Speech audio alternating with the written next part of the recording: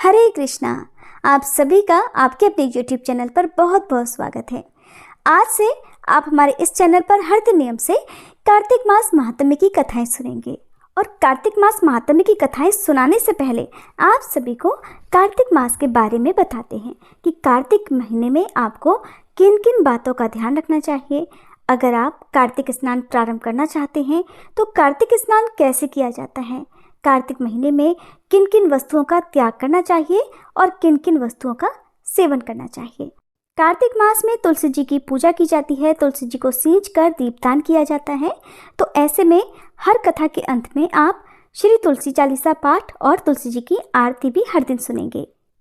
अगर आपको ये कथाएं अच्छी लगें तो आप वीडियो को लाइक जरूर किया कीजिएगा।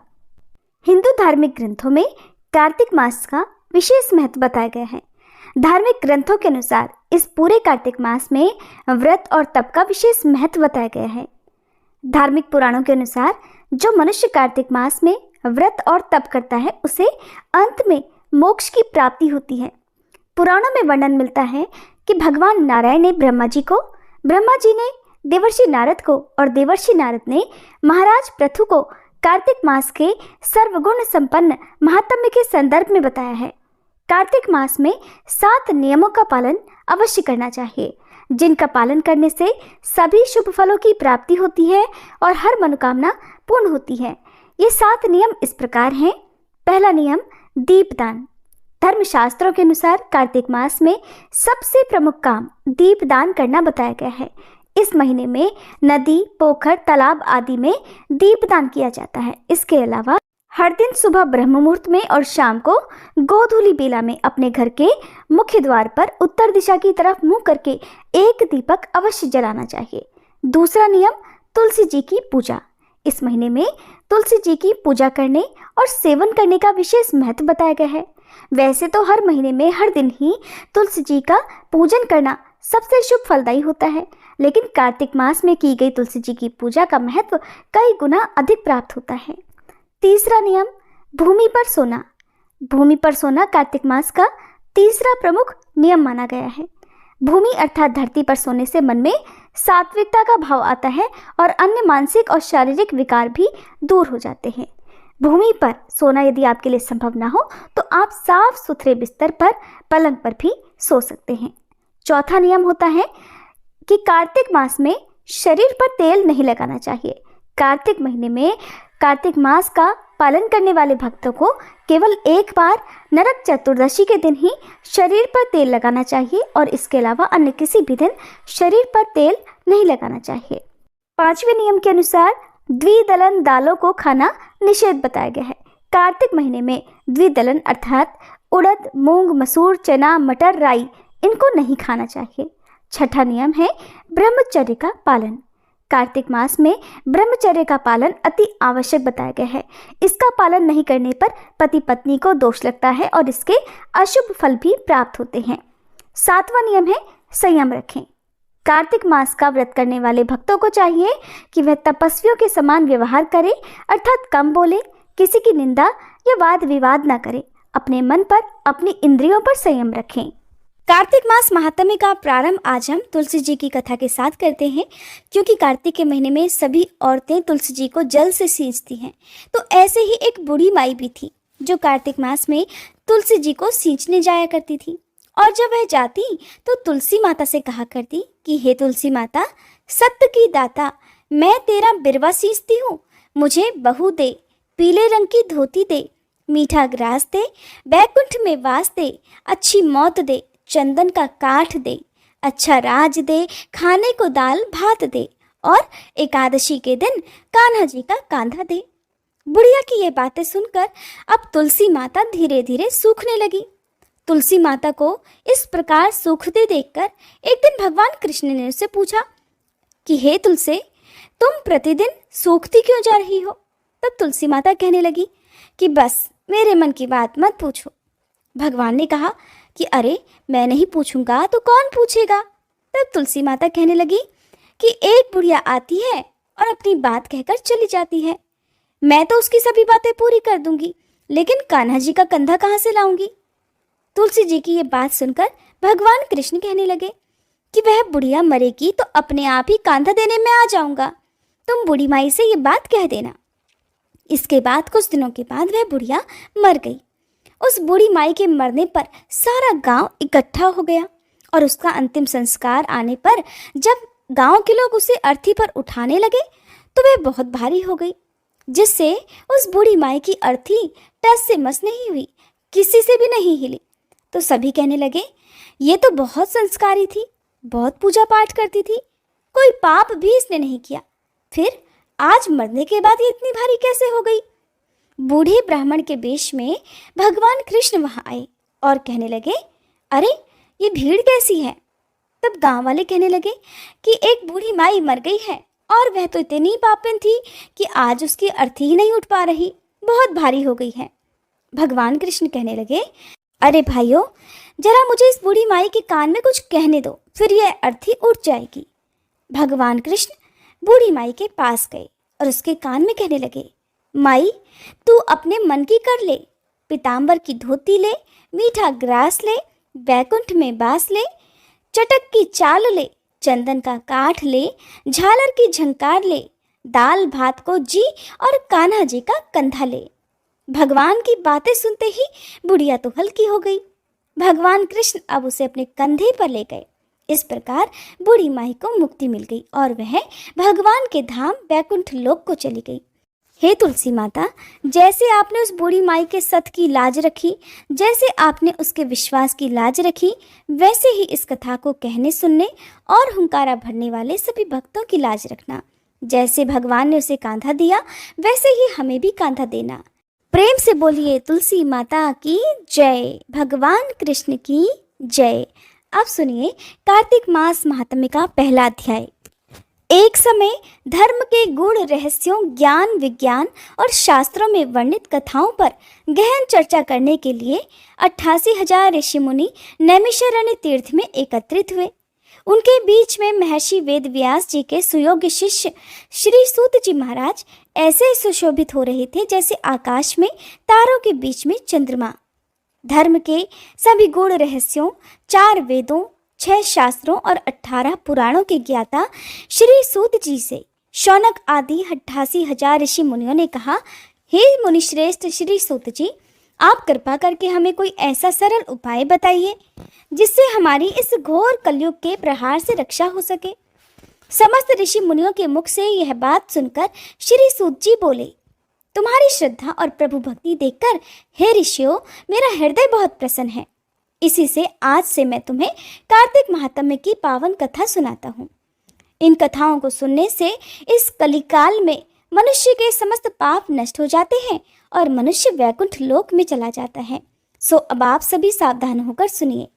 एक समय सभी जीवों का भला चाहने वाले ब्रह्मा जी के पुत्र श्री नारद मुनि ब्रह्मलोक में पहुंचकर जगत के रचयिता श्री ब्रह्मा जी को नतमस्तक प्रणाम करके विनीत भाव से पूछने लगे, हे जगत पिता, कृपा करके आप कोई ऐसा धर्मोपदेश सुनाने की कृपा करें जो इस कलयुग में सभी पापों को नष्ट करके मोक्ष देने वाला हो। नारद जी की श्रद्धा युक्त बात सुनकर श्री ब्रह्मा जी कहने लगे, हे पुत्र, तुमने संसार के कल्याण के लिए बहुत उत्तम बात पूछी है। तुम्हारी भगवान के चरणों में सच्ची श्रद्धा और भक्ति देखकर आज मैं तुम्हें कार्तिक मास का पावन महात्म्य सुनाता हूँ, जिसके पढ़ने और सुनने से मनुष्य के सभी पाप नष्ट हो जाते हैं और वह इस संसार में सुख भोग कर अंत में बैकुंठ लोक को जाता है। यह कार्तिक मास भगवान को अत्यंत प्रिय है। कार्तिक मास में किया हुआ व्रत, दान, नियम, संयम, पूजा पाठ, कथा श्रवण और भगवान के नाम का जप कीर्तन अत्यंत पुण्य प्रदान करते हैं। कार्तिक मास में भगवान का गुणानुवाद सभी प्रकार से फलदायक होता है। इस मास में भगवान के प्रति किया गया प्रत्येक धार्मिक कार्य सबसे बढ़कर फल देने वाला होता है। इससे बढ़कर कोई और तप और यश नहीं है। तुमने संसार की भलाई के लिए यह अति उत्तम प्रश्न किया है। सो मैं कार्तिक मास के महात्म्य की पुण्यदायिनी कथा कहता हूँ। अब तुम श्रद्धायुक्त और सावधान होकर सुनो। कार्तिक स्नान करने वाले मनुष्यों को प्रातःकाल ब्रह्म मुहूर्त में उठकर शौच आदि से निवृत्त होकर 12 अंगुल लंबी सुगंधि युक्त वृक्ष का दातुन करना चाहिए। परंतु याद रहे कि श्राद्ध, सूर्य अथवा चंद्र ग्रहण और एकम अमावस्या, छठ, नवमी, एकादशी और रविवार को दातुन नहीं करनी चाहिए। जिस दिन दातुन नहीं करनी हो उस दिन पानी से 12 बार कुल्ला करके मुंह को खूब साफ कर लेना चाहिए। जब 2 घड़ी रात्रि शेष रहे तब काले तिल, चंदन, चावल, पुष्प, कुशा लेकर तालाब, कुंड, नदी, संगम अथवा किसी भी तीर्थ स्थान पर जाएं। वहां हाथ जोड़कर प्रार्थना करें कि हे भगवान, आप और श्री लक्ष्मी जी को प्रसन्न करने के लिए मैं समस्त कार्तिक मास में स्नान करूंगा अथवा स्नान करूंगी। इस प्रकार प्रतिज्ञा करके श्री गंगा जी, श्री शिव जी और सूर्य देव और विष्णु भगवान का ध्यान करके नाभि तक जल में प्रवेश करके अच्छी तरह से स्नान करें। फिर जल से बाहर निकलकर देवता, ऋषि और पितरों का तर्पण करें। स्नान करके भेड़, बकरी की धूल से बचना चाहिए और छींक, थूक, कुत्ता, कौआ, ऊंट, उल्लू आदि से भी बचना चाहिए। अगर भूलवश इनमें से किसी का स्पर्श हो जाए तो फिर से स्नान करना चाहिए। मिथ्यावादी अर्थात झूठ बोलने और नीच प्रकृति वाले मनुष्य से वार्तालाप नहीं करना चाहिए। इसके बाद षोडशोपचार विधि से भगवान का पूजन करना चाहिए। भगवान को जल का अर्घ्य देकर प्रार्थना करनी चाहिए कि हे भगवान, आप श्री राधा जी सहित मेरे इस अर्घ्य को ग्रहण कीजिए। इस प्रकार प्रार्थना करके आह्वाहन, पाद्य, अर्घ्य, आचमन, स्नान, वस्त्र, चंदन, अक्षत, पुष्प, धूप, दीप, नैवेद्य, तांबूल, पुंगी फल, दक्षिणा, नमस्कार, ये 16 चीजें मूर्ति को अर्पित करते हुए तुलसी जी की मंजरी से भगवान की षोडशोपचार विधिवत पूजा अर्चना करनी चाहिए। श्री ब्रह्मा जी बोले, हे पुत्र, जो व्यक्ति तुलसी की मंजरी सहित भगवान शालिग्राम का एक बूंद चरणामृत पान करता है वह ब्रह्म हत्या जैसे बड़े बड़े पापों से मुक्त होकर बैकुंठ लोक को प्राप्त करता है, इसमें कोई संदेह नहीं। जो भगवान शालिग्राम की प्रतिमा के आगे अपने पितरों का श्राद्ध करता है उसके पितरों को तत्काल बैकुंठ की प्राप्ति हो जाती है और वह मोक्ष की प्राप्ति कर लेता है। जो भगवान श्री शालिग्राम की मूर्ति दान करता है उसे समस्त पृथ्वी के दान का फल प्राप्त हो जाता है। जो भगवान शालिग्राम की प्रतिमा को बेचता है वह महान कष्ट भोगता है। इसलिए कभी भी श्री शालिग्राम की मूर्ति को बेचना नहीं चाहिए। श्री विष्णु भगवान का पूजन शंख के जल से करना चाहिए। श्री शिव जी का पूजन बेल पत्रों से, सूर्य का तुलसी जी से, गणेश जी का पूजन धतूरे के फूलों से, श्री विष्णु का पूजन कमल के फूलों से और श्री महालक्ष्मी जी का पूजन मालती या फिर चंपा के फूलों से करके प्राणी परम पद को प्राप्त कर लेता है। परंतु जो भगवान को परम प्रिय तुलसी से भगवान शालिग्राम की पूजा करता है उसकी महिमा का वर्णन तो कोई भी नहीं कर सकता। इस प्रकार पूजा करने वाला भक्त जन्म मरण के अपार कष्ट से मुक्त हो जाता है। जिसकी मृत्यु तुलसी माला धारण किए हुए होती है वह जीव बिना किसी रोक टोक के सीधा बैकुंठ धाम को चला जाता है। जो तुलसी जी की छाया में अपने पितरों का श्राद्ध करता है उसके पितरों की अक्षय तृप्ति हो जाती है। तुलसी जी का सिंचन अर्थात तुलसी जी में जल गंगा, यमुना और नर्मदा में स्नान के समान होता है। तुलसी जी का पौधा उगाने और सींचने से तथा उसका नित्य स्पर्श करने से मनुष्य के मन, वचन और कर्म तीनों प्रकार के पाप और ताप नष्ट हो जाते हैं। कार्तिक मास में व्रत करने वाला तुलसी जी का शांत चित्त से पूजन, प्रदक्षिणा और नमस्कार करके हाथ जोड़कर प्रार्थना करे कि हे हरि की परम प्रिया, हे सुभद्रा, देवताओं ने आपको बनाया और मुनीश्वरों ने आपका पूजन किया है। मैं भी आपको नतमस्तक होकर नमस्कार करती हूँ। जो प्राणी आंवले के पत्तों और पुष्पों से भगवान का पूजन करता है अथवा आंवले के वृक्ष के नीचे बैठकर भगवान का पूजन करता है उसको स्वर्ण के फलों और फूलों से पूजा करने का पुण्य फल प्राप्त होता है। जो मनुष्य द्वादशी को तुलसी तथा आंवले के पत्तों को तोड़ता है वह घोर नरक भोगता है। प्रत्येक मनुष्य को चाहिए कि कार्तिक मास में आंवले के फल, तुलसी और गोपी चंदन की माला धारण करे। ऐसा करने से वह बार बार इस संसार में आने जाने के बंधन से मुक्त हो जाता है। कार्तिक मास में स्नान और व्रत करने वाले मनुष्य को चाहिए कि वह ब्राह्मण को भोजन कराने के बाद चंदन, पुष्प, पान और दक्षिणा देकर उन्हें संतुष्ट करे। संपूर्ण कार्तिक मास में धरती पर शयन करने, ब्रह्मचर्य का पालन करने, पत्तल में भोजन करने और मौन व्रत से प्राणी परम वीर, धीर, गंभीर और कीर्तिवान हो जाता है। जो मनुष्य एक समय आंवले के वृक्ष के नीचे पूरे कार्तिक मास भोजन करता है, उसके 1 वर्ष के सभी पाप नष्ट हो जाते हैं। व्रत करने वाले भक्तों को शहद, कांजी, दाल, तेल, कच्चा भोजन, दूसरे का अन्न और कोई भी तामसी अथवा बुरे नामों वाला भोजन नहीं करना चाहिए। रविवार को आंवला खाना वर्जित है। देव, गौ, वेद तथा दूसरों की निंदा भी कार्तिक मास की पूजा करने वाले भक्तों को नहीं करनी चाहिए। अंडे, मांस इत्यादि का सेवन तो क्या, ध्यान में भी नहीं लाना चाहिए। मिट्टी में उत्पन्न हुआ नमक, मसूर, बासी भोजन, तांबे के पात्र में डाला हुआ दूध इत्यादि ये सब मांस के समान ही माने जाते हैं, इसलिए इनका भी प्रयोग नहीं करना चाहिए। केवल अपने लिए ही बनाया हुआ भोजन भी मांस के समान होता है, इसलिए किसी दूसरे को भोजन कराने के बाद ही स्वयं भोजन करना चाहिए।